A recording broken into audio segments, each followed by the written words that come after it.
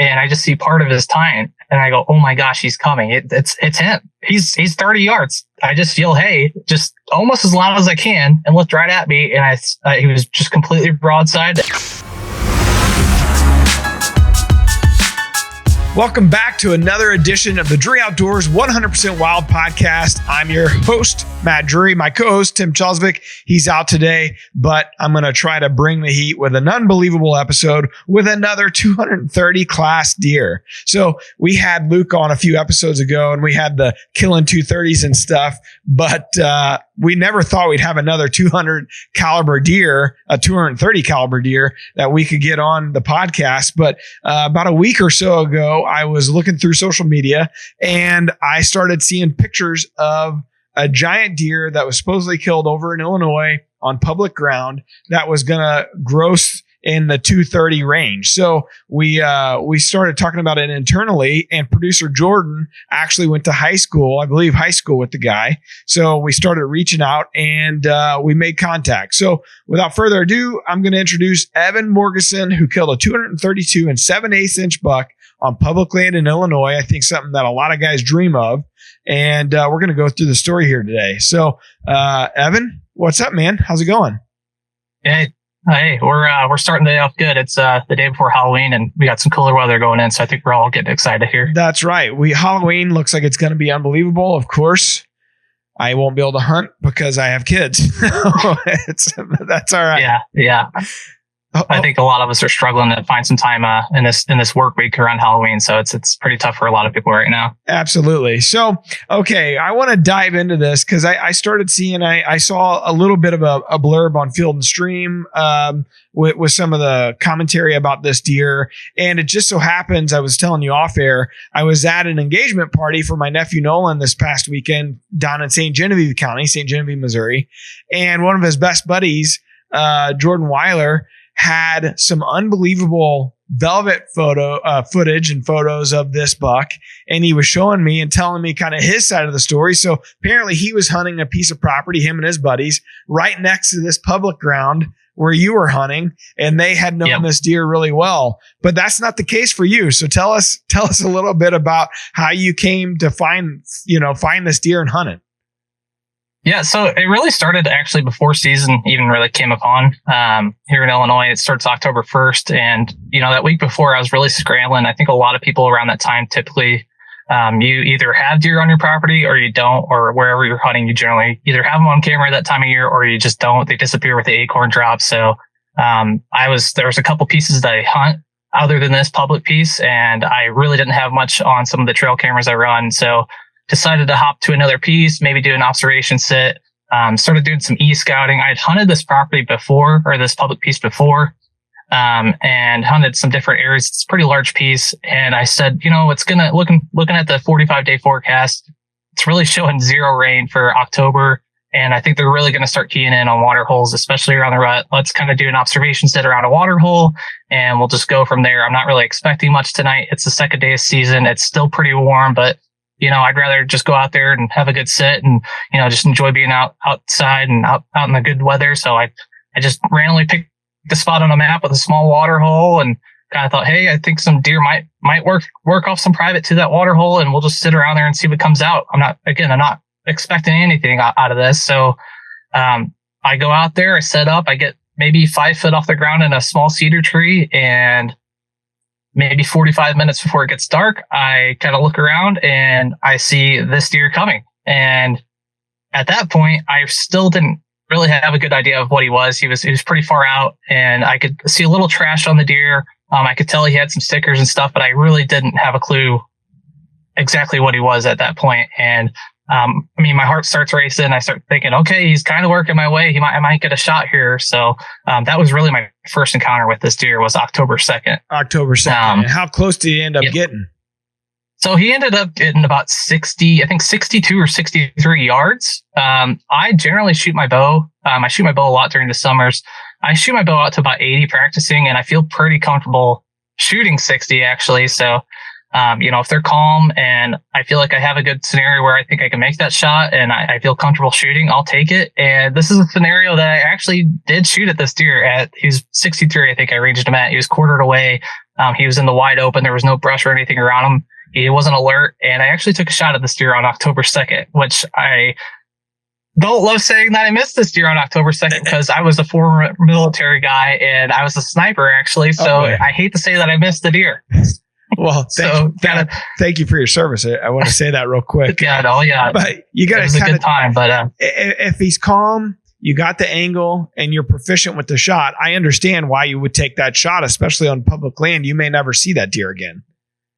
Yeah, and that was the other thought running through my head was, hey, this might be your only opportunity at this deer. I mean, it's early season. If he is coming to this water source like he is now, that might not last forever. We might get a rain and this deer stays, on private, or he moves it to a totally different piece on a different food source. So, my mind was kind of racing there on whether I should take the shot or not. And I said, if he's calm, if he comes in and he's quartered away, I'm going to take the shot. And I took the shot, obviously missed him that day. He only ran about 15 or 20 yards and he kind of just trotted off, stood there for 2 minutes and just walked off like nothing even happened. So, it was kind of, I'd never seen that before. So where did the arrow go? Was it low under his belly or? Looked like it went over him. He did duck a little bit. I don't know if he heard the sound of the bow going off or what was going on there, but he did duck a little bit. Looked like it went over him. So gotcha. Yeah. So, I mean, he probably had no idea what it was. Realistically, had no idea. Thankfully not. And then I could tell by the way he walked off that he was kind of startled a little bit, but he didn't really know what happened. So he just kind of walked off and it got dark and I got out of my stand, got back to the truck and called some people and said, man, you're not gonna believe this. Like I saw probably 170s deer is what I kind of thought he was. I was like, he's probably 170, maybe a little higher, but he was a good deer. And I can't believe I just went to this random spot and he showed up. So that was my first encounter with this deer and the first time I had seen or even heard anything about it. So yeah, that was my first encounter. Once that happens, I mean, you got to be thinking, all right, the obsession has to kick in. I got to figure out how to get back in there. What's he doing? Are you allowed to put cameras out over there in public? I assume. Yeah. So it differentiates between different pieces, but this piece you are allowed to put cameras on public. So did you end up setting some up, and what's the process then? Yep. I set one up. I got, I think, maybe 1 or 2 pictures of this deer. It was really sporadic. It would be in the middle of the night. So, and again, it was in the wide open. I was like, I don't really know if he's just coming in between a couple different pieces of private and just skirting this edge. And that's where he's coming through, or if he's coming to this water. I didn't have it set right on the water, which looking back, I kind of wish I would have just to see if he really was coming to that water hole. I never really did see him use it, but I was hunting very close to it. So, very, very well could have been. So I had 1 or 2 pictures of him, but nothing crazy. So are you hunting out of a climber or what is it that you're using, for your setup? I am using a Lone Wolf Assault 2, like they're one of the older stands, but I've modified my setup a little bit. I'm not fortunate enough to go out and maybe spend the money on some of the custom gear stuff just yet. I cut my sticks in half, the original Long Wolf stands sticks, and I cut them in half and re-drilled holes and made them into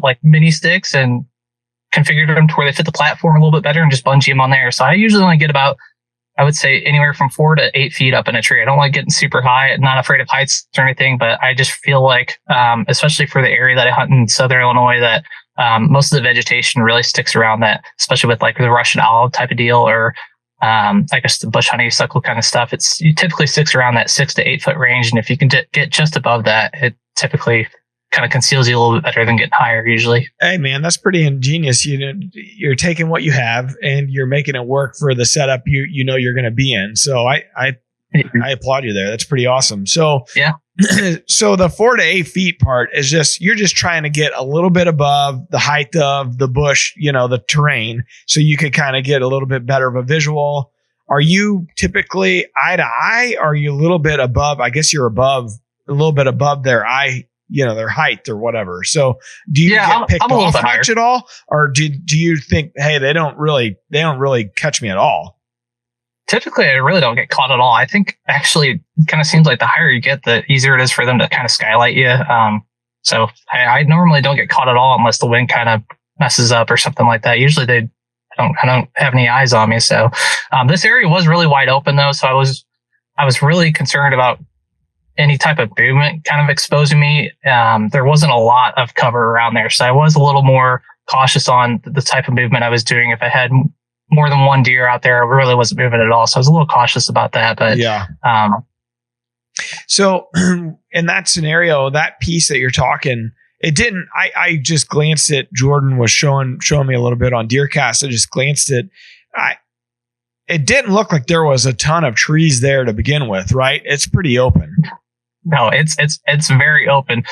For some of the listeners, it was more of essentially a cattle pasture than anything. It kind of looks like out west. I mean, you can see just as far as the eye can see essentially out there. It's pretty open. There's some autumn olives here and there, some cedars, but I mean, there's no like hardwood, 60-foot cottonwood or, oak tree to set up in. This is like every tree out there is like 15 to 20 foot.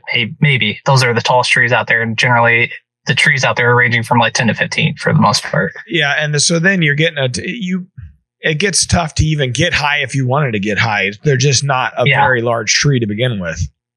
Yeah. I mean, you can find some areas like that you can find some like creek bottoms and stuff like that in that area that you can get a little bit higher. And I think that's initially what kind of drew me to that area was, hey, there's probably not going to be a ton of pressure there. Guys are going to look at this on the map and say, it just looks like a cattle pasture. There's nowhere to even set up in there. Let's go to the hardwood stuff on this map and stick to that. So, and I generally see a lot of pressure in there more on the hardwood stuff. So yeah, it's kind of what drew me into that area as well. Okay. So you get the first opportunity on, what was it, October 2nd? Yeah. October 2nd, that evening. When's the next time you find the right conditions to get back in there? So I actually hunted, I think 3 or 4 sits. I had pretty much the same wind, that whole next week. I get off of work around 3 p.m. So it kind of worked out that my wife was like, hey, you've got, I think 2 weeks where I'm going to put this in here. My wife, I probably owe more than anything to getting this deer, because she was like, hey, you got the next 2 weeks to go and just hunt as much as you can. Like every opportunity you get, just go. We're currently doing IVF. For those that don't know, that's a fertility treatment. So, there's a lot of like shots involved with that. So you kind of have to, pick and choose when you're going to do them. And unfortunately, typically those times are during hunting time. So she's like, hey, we're doing that in 2 weeks. You go hunting as much as you can these next 2 weeks. So good for her, man. That's awesome. Pretty much that next week I was in the stand as much as possible, as long as the wind was cooperating. And I think every night I had decent wind where I felt comfortable going in there. I figured, hey, if he's going in between these 2 private pieces and I'm kind of sandwiched in the middle here in this corner, I've got a chance at him coming through here, and I think the wind will work perfect on any of these sits. So I went in, I think 3 or 4 sits, and never saw him on any of those evening sits that I went, and was kind of losing a little hope that he maybe moved off. But I got one trail camera picture, I think, in the middle of the night that's just, showed me he was still in the area. So that kind of kept my a little bit of faith in that he was going to show up possibly still. What was the predominant wind you were having? Was it southerly winds? I assume it's been so hot, or did you get one of those cold stretches? I kind of had like an east wind actually where I was sitting. So it was kind of like a southeast wind. Which, based on that piece that you're talking, is probably perfect, because it then blows over to the private side, right? Yep. That's exactly what I was kind of focusing on. I was like, okay, but it kind of made me nervous, because I was like, well, if he's on bedding on one of these private pieces and coming here in the evening or morning time, I was like, I don't know, depending on which private he's coming from, it could go either way. But I mean, with short little time window that I had, I was kind of like, I'm just going to get in there, and if he shows up, he shows up. I really wasn't. Last year, the previous season, I was chasing probably a mid 180s buck on another public piece actually, and I'd been chasing that deer for 4 years. I actually have that on my YouTube channel. And that deer, like, I was obsessed with that deer. I was all over. I was doing everything I could to get on this deer. And this deer was totally different. I was like, you know what? If he shows up, he shows up. I'm just going to be pretty laid back about it. And if I get an opportunity again, that's awesome. If not, I just move on to the next public piece. I wasn't over the top about this. And I think that's kind of what led to this success on this, was not overthinking it too much. So, yeah. So did you end up getting footage of this deer? I got a little cell phone snapshot of this deer walking in that first evening. That's what I got. Gotcha. And then again, it was so open, and he was far off that time. I could actually see him coming. I got that little snippet on my phone of him coming in maybe, I don't know, 80, 90 yards out. And then that's the only piece of footage that I got. I usually do try to film my hunts, but with it being so open, the first evening that I sat, I was trying to get my camera gear set up, and I just even messing around with it. I was like, it's so open in here. I don't even think I'm going to be able to film. So I said, scrap it. Let's just do a observation sit and just kind of enjoy the hunt and be in the moment type of thing. So yeah, that's the filming aspect of it adds such another element, especially when you're self-filming. Like I don't know. I totally get it when guys are like, I decided not to, and I'm just going to hunt. Especially when you have a world-class deer. Like, I get it. It of course, we're kind of stuck in that mode of we got to film everything. Obviously, that's the profession, but man, does it add a whole other element of being hard to for everything just to come together. And when you're after a big deer like that, you don't need any other little things to kind of trip you up, right? When you're self-filming, it's like, all right, I just need to concentrate on this one thing. Yeah. Oh yeah, I totally agree. And even looking back on the day that I actually shot this deer, if I'd have been trying to film it, wouldn't have happened. So yeah, apologize there. That's right. All right. So, okay. You've had 3 or 4 hunts in, and now what kind of conditions do you have leading into the hunt where you actually see him again and have a chance to shoot him? So leading to the day that I actually got the deer, the night before, I'm looking at the forecast, and I'm thinking, okay, we're going to have a cooler morning. This is the first real nice cool morning that we're going to have. It started to cool off the evening before that. And I'm sitting there and I'm like, okay, it's the middle of the week. I'm going to take off work for this. I think this deer's still going to show up. I think I've got a chance of him possibly showing up in the morning. I'm going to take off work tomorrow morning and just do a morning sit and maybe see if he's coming from a different angle. Maybe he's coming in on a different part of the field, and just do another kind of observations that set up. So I planned the night before, hey, I'm going to wake up early. It's wide open out there. I'm going to get out there super early, get in the stand, and try to avoid spooking this deer off if he's coming back in between 2 different pieces, and just try to get in there as early as possible and get set up before this deer even comes through potentially. So I planned on waking up around 4:30, getting to the area about 5 and getting set up by 5:15 was kind of my plan. Woke up around, I think, like 5:15. My alarm didn't go off. My phone didn't charge that night. So that was a great feeling, waking up startled and thinking, oh my gosh, I'm taking off work. And I just overslept on the morning hunt that I wanted to take off work. That is a huge bummer. So I woke up and kind of debated actually going into work that morning. I was like, am I really going to have enough time getting in there? Am I going to spook this deer off and potentially never see him again going in there? Yeah. Trying to kind of force this hunt. So I make a last minute decision, just throw on your stuff and go out there. Who cares? It's not a huge deal. It's just a deer. If it happens, it happens. I throw on my stuff. I usually wear rubber boots, like knee-high rubber boots. I ended up putting on like these ankle boots that I just had laying there for work. I throw my stuff on. I don't grab any like hoodie or jacket. I have like a light long sleeve on, and I pretty much just run out the door and go to the spot. So I get to the parking lot. And it's a pretty long walk in there. I typically try to avoid walking through the middle of this field. I try to kind of stay along the tree line there, stay kind of concealed and hopefully not spook anything off. And I'm walking in, and there's probably, I don't know, almost knee-high grass there, and it is absolutely just soaked. So I'm getting soaked going in there. It's a cold morning. I'm wearing ankle boots. I get to the spot, and I'm kind of like, why did I do this to myself? I'm going to be freezing in the stand. This is just miserable. I shouldn't have taken off work. I mean, every little negative thought is coming into my head at this point. Yeah. So, not off to a great start in the morning. So you're running a little bit late. By the time you get set up, because you have to hang your set every time, right? So yep. you get in there, you get hung. What time is it by the time you're finally settled and ready to hunt? So it is just breaking daylight at this point that I am sitting in my actual stand. I mean, I barely squeak in there. I didn't spook anything. I didn't hear anything blow. I didn't hear anything take off. So I'm thinking, okay, I made it. I got to the tree. I could barely feel a little light breeze coming on my face. And I was like, okay, I got the same exact wind that I need for this to work. And let's just see what happens here. And so I'm sitting there. It's just breaking daylight. And, 10 or 15 minutes passes into the hunt, and I can hear a farmer yelling at his cows, not far off from where I'm at. I can hear him just screaming at these cattle, hey cows, hey cows. And he's going in to feed his cattle for the morning.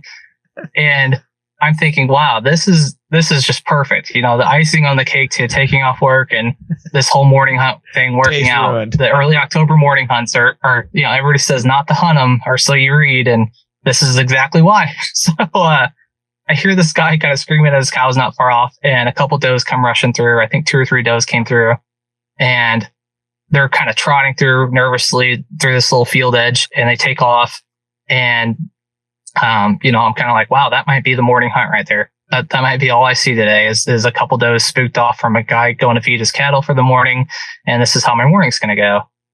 And 10 minutes goes by, and I see a couple other deer coming through the same area, same trail. I'd already arranged the first group that it came through, around 30-ish yards. And I see a couple more does come in, and I'm like, okay, maybe it's not over. So I see these does come through, and I hadn't picked up my bow at this point at any point in the morning since I got the stand.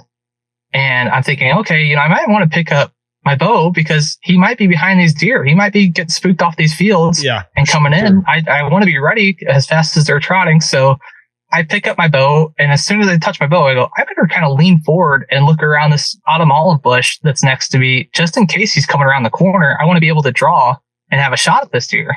So I peek my head forward, and I look over, and I just see part of his tine, and I go, oh my gosh, he's coming. It's him. He's 30 yards and he's trotting through. So I draw back, I get a full draw, and he steps into kind of the area that I can shoot. And I start to kind of grunt at him, give him a couple of meh, and he's not stopping for anything. He's hearing this guy, yelling at his cows over in the next field, and this thing's heading for cover and getting to where he feels safe.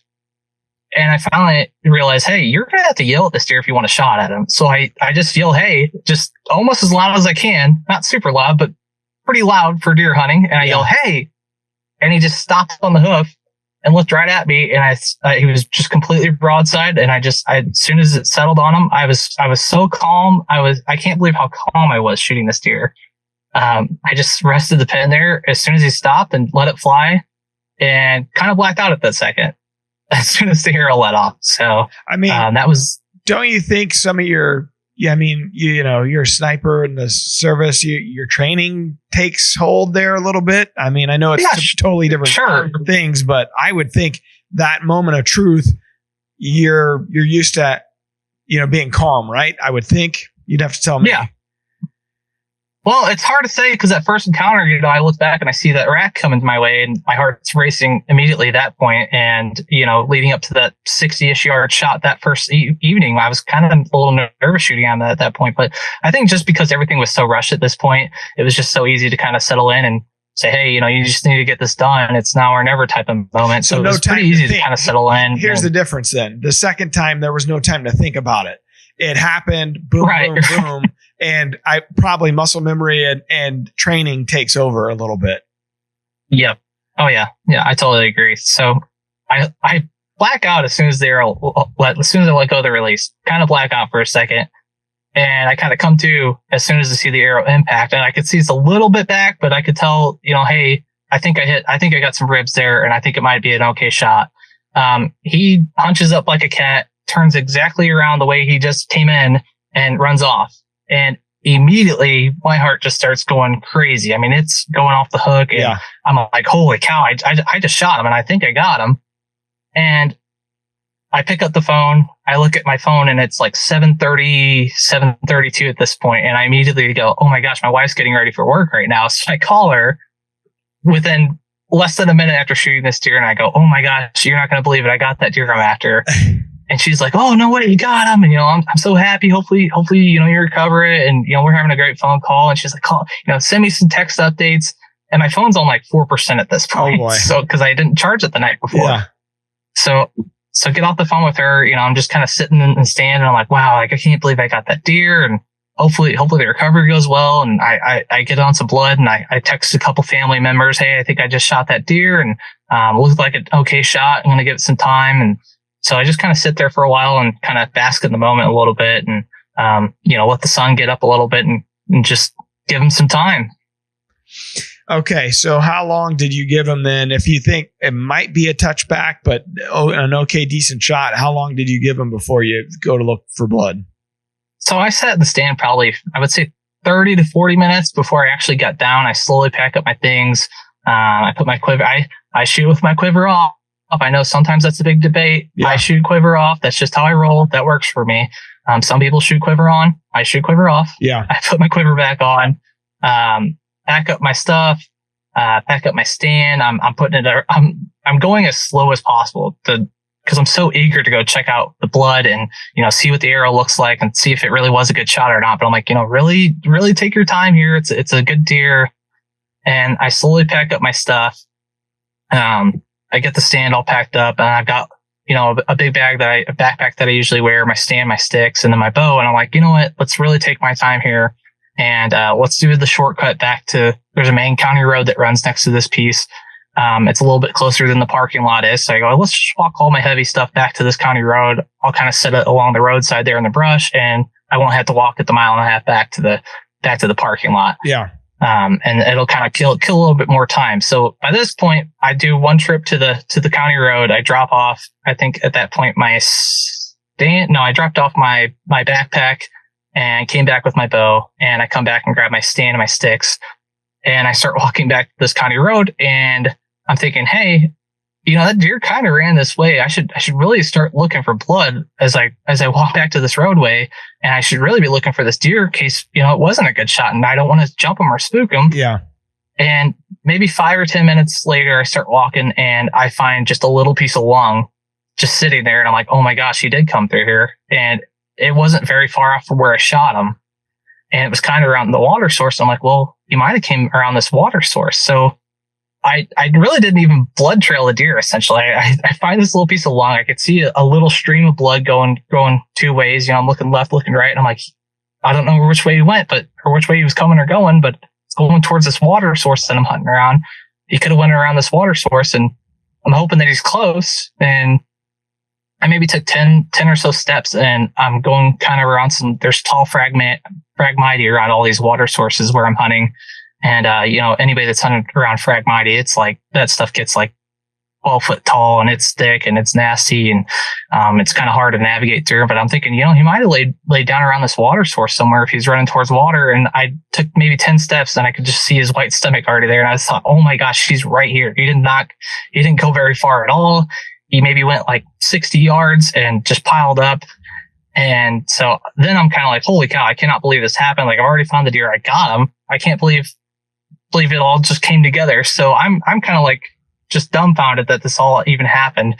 I typically really enjoy blood trail and deer. I love finding the arrow, kind of taking it slow, following the blood trail, seeing how the broadhead and everything worked, how my whole setup worked. But this is like you just stumble upon the deer that you just shot type of thing. I never experienced that. So after the fact, where did you end up hitting him at? What was it that you hit? Did you get an artery back there, or what was it that you hit? Double lungs? I hit pretty much the back end of his lungs. I think it hit the second or third rib from the back, and I was shooting a beast broadhead. This is the first time I shot them this year, and pretty impressed by them.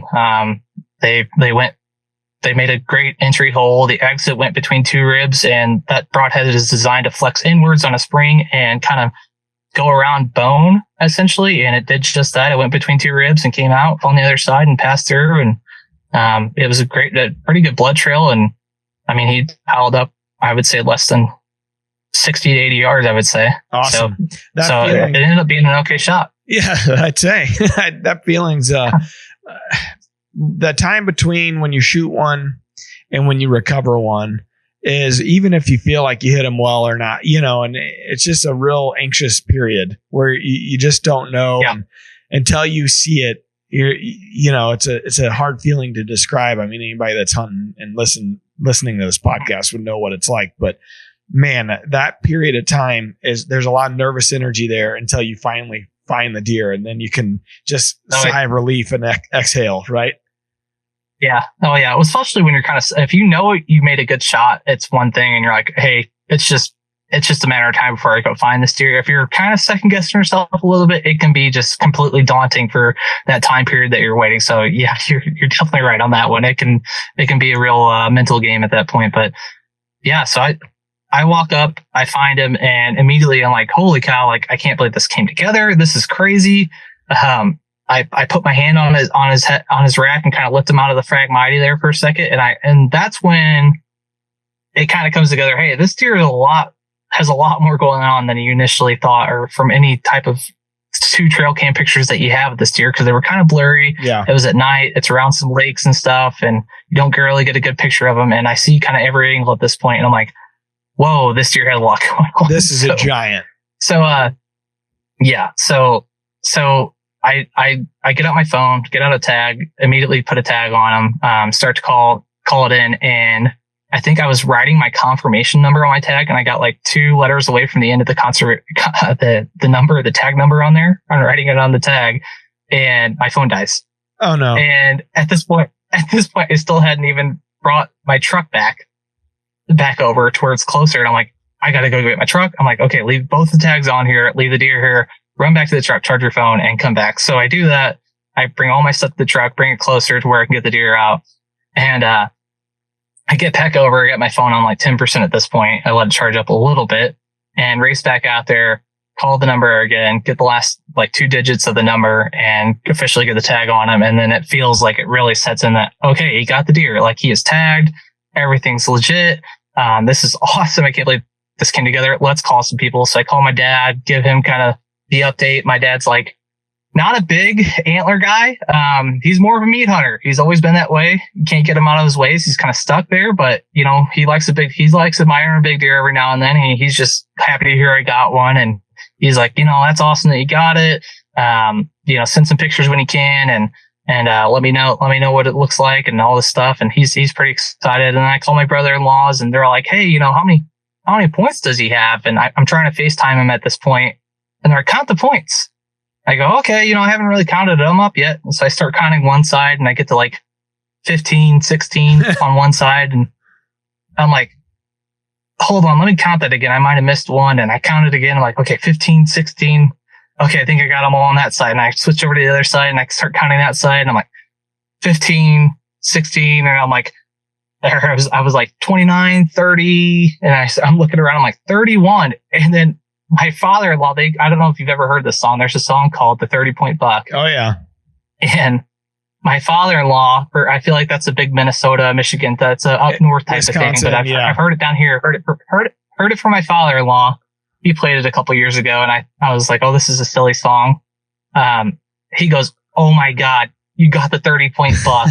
And we all just start busting up laughing over FaceTime. So that was a really neat moment to kind of think about and just kind of cherish that. That was pretty funny going through that. And so they're like, what are you going to do? And I'm like, I guess I'm going to get him out of here. It's getting pretty warm. It's supposed to get up in the mid 70s or high 70s that day. So I was kind of worried about time frame. I'd already given it a lot of time up to that point just to find him. So I knew the drag out was going to be pretty long as well. So, I go, hey, I'm going to get off the phone here. I'm going to get him drug out and, try to get some ice on him. And they're like, hey, bring him up here. We got somebody that has a walk-in cooler. Just bring him up towards our town, and we'll all meet there. So that was the plan. I probably spent another, I would say hour and a half getting him out. And by the time I got ice on him, it was another hour after that, by the time I got to their hometown. And, I get him up to, my father-in-law's house. I go see him, and I have him in the back of the truck with, ice just piled all over him. And I kind of raise his rack over the tailgate there. And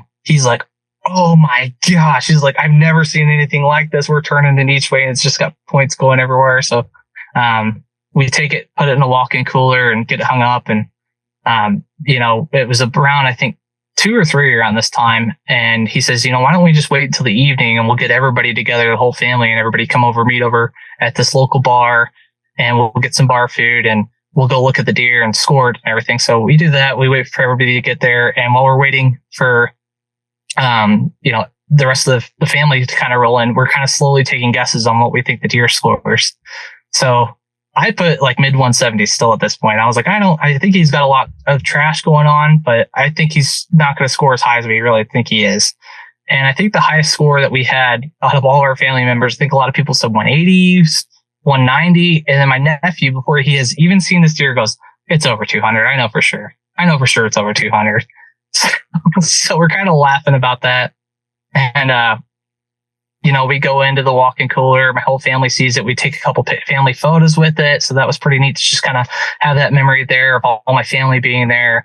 And, everybody just kind of sharing that moment. It was really neat for everybody to come there and kind of look at this deer and appreciate it. So, that's actually probably my favorite part of hunting, is just the camaraderie part of it afterwards. It kind of really felt like, old campfire deer camp type of feel. I had people coming in from the local bar and, a bunch of family friends that came over to see the deer. So it was really cool. Just kind of sit around, just drink a Busch Light and everybody just talk about deer hunting, the story, what they've been seeing for the year. So that's my favorite part of it, is the camaraderie part myself. No doubt. There was just a quick side note on that topic. Mark and Terry, back when Mark killed his first big deer, I think it was 197 inches. It was in Illinois, and Terry was filming him. This was in the late 90s, and they brought that deer back to Bloomsdale, Missouri, which is where we're all from, and a town of 400 people. And the Dewdrop, which is the famous bar there in Bloomsdale. This is before it was redone. Now it's pretty nice, but back then it was just a dive bar. And the owners of the bar at the time, they were friends of Mark and Terry's, and they let them bring the deer to the bar, and they hung them up in that beer cooler. And there was several Busch Lights drank that night. But to your point, everybody gathered in, everybody came to see it. And at that time, late 90s, you just didn't see a deer that size. But that is the best part. Yeah. That's the best part, man. Yeah. Well, this is, you know what? I'll give the bar a shout out too. Shout out to Feeney's Bar and Grill, Damonsville, Illinois. Shout out to those guys. Good family, great bar, great crew. If you guys are ever in the Damonsville area, stop by that bar. This walk-in cooler is behind that bar, so that's cool. So shout out to that family. Shout out to that family for letting me hold that deer there for the night. So I got a question for you, and maybe you're about to say this part. So when you kill a deer like this, like we've just seen the Alexander buck, that guy killed the deer, and he lied about it and said it was one place, and it was actually on somebody else's land, and he was trespassing and all this stuff. And so when you get a deer this size, do you think I need to call the DNR? I need to call to make sure everybody knows that this is legitimate, because people are going to question it, inherently going to question whether or not it's legit. Just a deer this size, they're going to question everything about the story you just told me. So does that enter your mind yet? Or are you just in the mode of immediately? Hey, Immediately, I'm thinking, I thought this deer was like maybe mid 170s, maybe 180 with all the extra stuff he had going on. I had no idea what he was going to be. But I still, it's a good deer for any piece, and especially for public. I knew it was a good deer. It definitely crossed my mind. And hey, this, like, no matter where you kill a big deer at, people are going to question it. If you post it online, you post it on your personal page or something like that, you're going to have the negative crew in the background saying, hey, I heard this, or I heard this. So yeah, it definitely crossed my mind. You brought up the CJ Alexander thing. I hate to give that guy any more spotlight than he already has with his name and put more stuff out there about him. But that definitely crossed my mind. Even coming on the podcast, I mean, it really, I debated on actually coming on the podcast or not. No offense to you guys, but he immediately did that after he killed that deer and just put this huge spotlight on himself, which warranted for the things that he did. I mean, his whole, what that guy did is just a piece of crap dirtbag move. But just puts this huge stain on the hunting industry and just hunting, what it's all about. So I really was like, I don't want to be that guy that's just coming on podcasts and trying to seek all this fame and put this negative spotlight out there. And so I really debated what I was going to do. I did call the DNR, called the county game warden for that county, spoke to him, said, hey, I killed pretty big deer. I don't know really what to do because I've never killed one this big. I've never been in this position. It's kind of weird. I don't know if I should even call you or if I need to. We ended up talking for a little bit. He's like, how big is it? And I go, it's 31 points. And he's like, okay, yeah, that's a great deer. And I go, yeah, it's a nice one. And he's like, okay. And he's like, what'd that score? And I go, it's gross scoring, green gross scoring 232 and 7/8. And he's like, wow, I can't believe you got, wow, that's nice. That's awesome. It's so good to hear that. And he's like, I know you do your due diligence. And he's like, and I go, I've got from where I was sitting that first evening, I was like, I sat there every hunt and I was like, I've got the location on my phone for everything. And I was like, I took pictures of when I found it. I took pictures of me, like the blood trail where I found it leading up to that point. I was like, if you need anything, I was like, the blood trail's still here. I was like, let's go down here and I will meet you here and show you where exactly I shot it, where it ran to, where I found it, where I gutted it, the gut pile's still there, where I drug it out at, where I parked my truck, everything. I was like, I will do the whole nine. And, he was just very, very cooperative and very nice about it. And it ended up, I'm glad I called the DNR just because of the backlash that typically when you post a big buck like this usually comes. Fortunately, I will say, when I did finally break the news, I finally put it out there, gave it a couple days because it was just, before I even put it out there, I had people blowing up my phones. Yeah. Oh my gosh. It was nuts. I'd send a couple pictures to, some friends that I hunt with, some family members. But I think having it at that local bar, some people snuck in and kind of took some pictures because, I had people in Wisconsin that knew about it before any of my local friends knew about Hell, old high school friends you haven't heard from are reaching out. Right. Yeah. Right. People from high school are reaching out to me. So I was like, just post it. I'm like, everybody's starting to find out about it anyway. And I go, I like sharing my deer hunting stuff. Just post it. Let it loose. And, people are going to say what they're going to say. Whether they believe it's on public, whether they think it was a high fence deer because it has this unnatural look to it. Just post it out there. So I let it loose. And fortunately, I've had so many people reach out that have been just nothing but positive things to say. Hey, I was also hunting that deer. I had private landowners that were in the area that had, footage of the deer, trail camera pictures of the deer, people that were also hunting the deer on public that reached out to me. I had one guy told me he probably knows over 50 people that were hunting this deer. So it was pretty wild after it kind of let loose, that the feedback that I got. It was super inviting. And it was really good to see, especially after, like you said, the CJ Alexander thing. I think you see a ton of stuff online typically that's negative. So it's really cool to see the hunting community kind of almost bond over this and be like, hey, this is a true story. This really happened. This guy, this is the working man's type of thing where it all came together and you don't need, the money plays type of thing. So it was nice to see that. Yeah, no doubt. And I think it's nice to, I told Jason Lurk this, my cousin who killed a 180 in Bloomsdale, and these things just don't happen often. And I said, just one thing I can tell you. Well, I told his brother Justin when they first sent me the picture before they killed it, I said, I can tell you this, you're not the only one hunting it. Everybody in that area has to know about it, because a deer that size, you think about it as a hunter, as this is my deer, this is the deer I'm on, but these suckers, unless he's a super homeboy in the middle of, a big piece of property, he's walking around and more people have pictures of him than you think. So it's good to follow all the steps. You call the game warden, make sure you kind of dotted your I's and crossed your T's there. You hate to think about it like that, but you have to be that way and be legitimate in every single step, so that there's no way that it can be questioned, because there are shitheads that are out there doing things not up to standard, and when you get a big deer, it can bring out the worst in some people. And so, that's good. You went through all the things you should have done and made sure that the local authorities knew exactly, what happened and how. It almost kind of like, right before I called, I remember being like, if I shot a 130 to 140 8-pointer on public, and, it almost tainted the hunt a little bit, having to have that feel of like guilt, even though you're not doing anything wrong, of being like, I need to do this, or I need to call the game warden. I need to really be careful about what I say online about this, because, people might take it the wrong way. It almost taints it a little bit. Again, it's nice to just see the positive feedback from the community.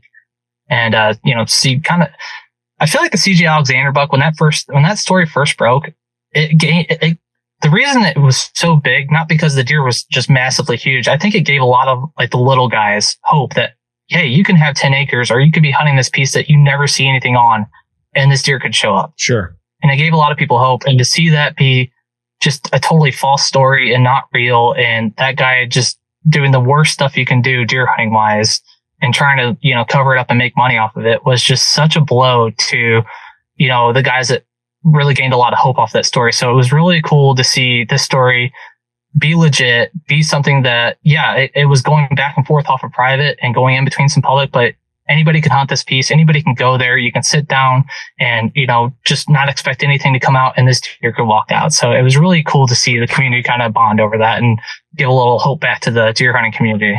Well, and I think, there's a lot. I find it interesting because the public land thing, when we've talked about it a little bit on here before, like I don't know what it's like. I've not hunted public, so I can't speak to that side of it.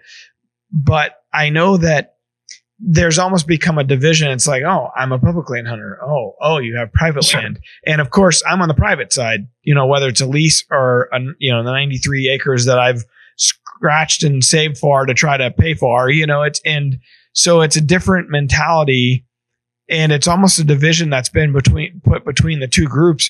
But like, if I was a private land hunter next to this public land, I'd be just as happy for the guy. Would it suck that I didn't kill him? Sure. But I'd just be happy that a cool story happened, whether it was on private or public. And I know the guys that were hunting him on private were thrilled for you, because they told me in person a couple of days ago, like, man, this guy seems like a great guy. He was an awesome buck. It is a cool story. It turned out to be a really neat hunt, so I think that we need more of that, a little less of the division and a little bit more of, hey, that's awesome.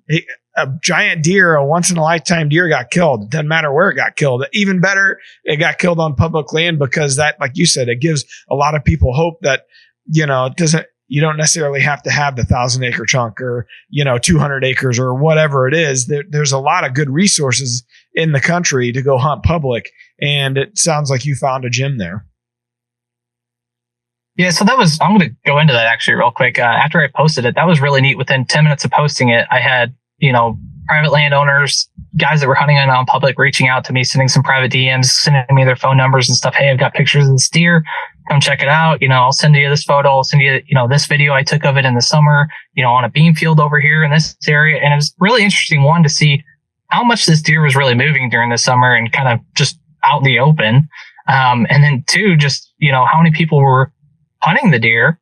And then three, just really cool to see, again, no huge backlash. No, hey, I'm so mad this guy got it on public, and he was really close over here, and we should have got him type of thing, or we're just mad that you were hunting within 300 yards of the boundary, or whatever it's going to be. It was just, those guys called me and, hey, we had tons of pictures. It's so cool to see that you got this deer, and I'm inviting them to go, hey, grab a bush light, come over and see him. Lay your hands on it, look at this deer and kind of turn them and have a good time. Let's talk about the story, in person, and share a beer. So yeah, there doesn't need to be that division of, it's us versus them. We're all in the same thing together. We all have the same goal in mind of killing a nice deer and, just enjoying time out in the woods. It doesn't have to be this big division of, I'm doing it the right way or they're doing it the right way type of thing. Yeah. Well, I'm so happy for you, man. I'm glad it turned out the way it did for you. And it's just a once in a lifetime buck. I mean, that's just unbelievable. So that was a green score, 232 and 7/8. Do you guys end up, because the one thing that's always tough is when you got so much non-typical trash, and I'll ask you about the non-typical side in a minute. What, do you end up going to get it officially scored, or do you even care? This is a giant deer. This is what it is. We scored it a bunch of different times, and this is what he is to me. You know what I'm saying? Even when we're sitting around and that cooler that night, and it's leading up to, hey, we're going to score him here in the next half hour or whatever, I didn't care. Again, my favorite part is the camaraderie thing. I like killing a nice buck. I like chasing bigger deer, mature deer. And when I initially picked up my bow for that first time, that's the first sit, that was all I cared about. Do I pick up my bow and is my heart racing? That's all I really care about. The score is another thing. It's nice to know, but I had my brother-in-law both my brother-in-laws score it. One was scoring it, and then the other was writing down the numbers and adding everything up. So that was a cool moment to, again, we were guessing beforehand, and my brother-in-law that's got the notepad over there adding everything up, he's like, something's not right. And adds it up again. And he's like, that deer's 170 without any of the extras.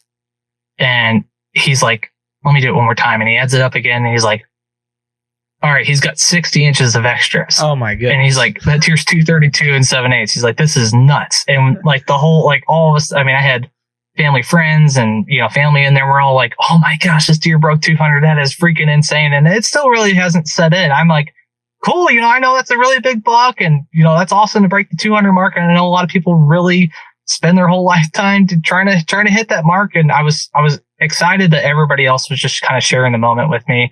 As far as getting it officially scored, I did have my taxidermist that I'm going through. He knows someone that scores for Boone and Crockett, and I reached out to him just to kind of have an official score on it and see what I would like to see, like what an official score does and how that matches up to maybe my brother-in-law's skills. I'm not nagging on him. I think he does a great job, but I would like to see how they score and see where it lays. So we'll see. I think I'm going to do the 60-day drying period and go from there. And we'll see what he does. We'll have to have a follow-up and see how it goes. Regardless, it's a hell of a deer, once in a lifetime. Super happy for you. And man, I just can't imagine. I just can't. And to have because we've had a couple 230s, like I said, this season. It's just that's such a high. It's not 200 and not 215, like 230. Those are unbelievable deer. Common denominator is always that extra trash. And when you have 60 inches of trash or whatever it was you said, I mean, that's unbelievable.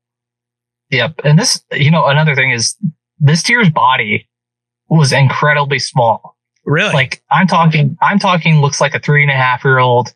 I know some of the private land guys think he's 4.5. Talking to them and seeing some pictures from last year, I still think he's 3.5, maybe 4. I'm sending the front incisors off to actually get him aged and see what he comes back as. So that'll be interesting too, to see exactly how old he is. But his body was unusually small. And I think we weighed it gutted, in that shop. It initially weighed like 135. Oh. And when we weighed it and then talking to the bar owner, he said that scale's 15 pounds off. It's 15 pounds lighter than that. So that's how. Yeah, so it was pretty unusual. Unbelievable. That's the size of a doe. I know. That's when it first stepped out, I saw its rack, and then I looked down, and I was like, that body on that deer just looks like a small fawn or something. Not a fawn, but a yearling doe or even a 2-year-old doe. It was unbelievable. Wow, that's crazy. Just a freak. Just a freak. Then freak of nature, literally. Yeah. Well, and it was nice seeing the photos from last year. That deer definitely put on 100 inches this season. That's how the other guy that killed the 230, that's what he was saying. It was a 160 inch type deer. That blows my mind that they could put on that much in that amount of time. Like what the hell were they eating that to them? Yeah. So yeah. We could thank the non-GMO or the GMO, the crops around the area probably. I did ask, I followed Don Higgins a little bit and, I did ask the private land guy, I said, did you plant the real world beans this year? Maybe that was it. So I don't know. We'll see. That's Don Higgins' company is. So, yeah. Well, I appreciate you taking the time. I know you had 30 minutes. You're sitting there at work and you gave us an hour. So I really, really appreciate it. And, where can people find you? I know you said you had a YouTube channel and you do some stuff on Instagram. Where can people find you at? Yeah, so I have all my socials are the same. I have Facebook, Instagram, and YouTube, and it's at Illinois Public Land. That's it. You can find me there. That's a good name to have. That's probably a pretty popular search item. That was my thought process behind it. Maybe people searching for some Illinois Public Land to go hunt, and that would pop up. So we'll see. Before we depart, do you have any closing thoughts or anything you want to say before we jump off? I just appreciate you guys having the invite on here. It's really neat to go from watching this podcast, doing my daily drives to work every morning and hopping on here. And it's nice to actually be on here. So it's pretty cool. So thanks for the invite. That's really all I got for you. Well, we appreciate it. And I love having these stories. We've kind of gotten a little niche through the season here. And we've had a gentleman that killed a 211. My cousin killed the 180 on, 130 acres. And then the 230, I think it was 230 that was killed in Missouri. And now we're kind of hitting a niche here that it's enjoyable. And I think the audience is really, especially we have this thing called the Rack Pack over on Facebook, a private Facebook group. Yeah.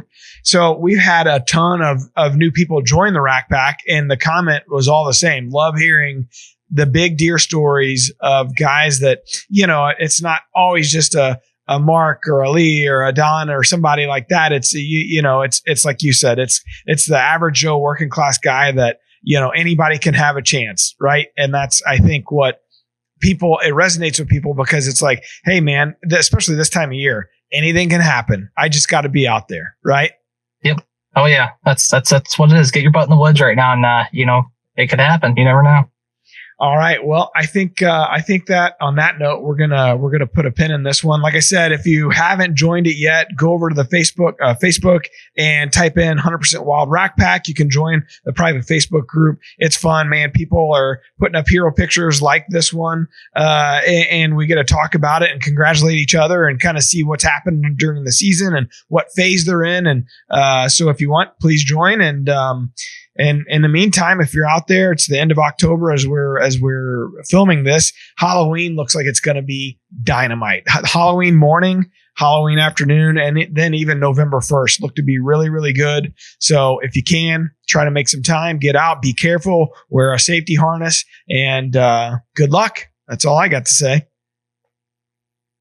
Yep. Thanks for having me again, guys. Appreciate it. All right. Thanks, Evan. All right, everybody. That's good. Yep. Put a pin in this episode, and until next time, peace out, shoot your bows, have fun, and good luck out there. Peace. Take land management to the next level with DeerCast's exclusive virtual rain gauges. Pinpoint accuracy and historical data, all powered by industry-leading ag weather services. DeerCast has the tools to keep you ahead of your game.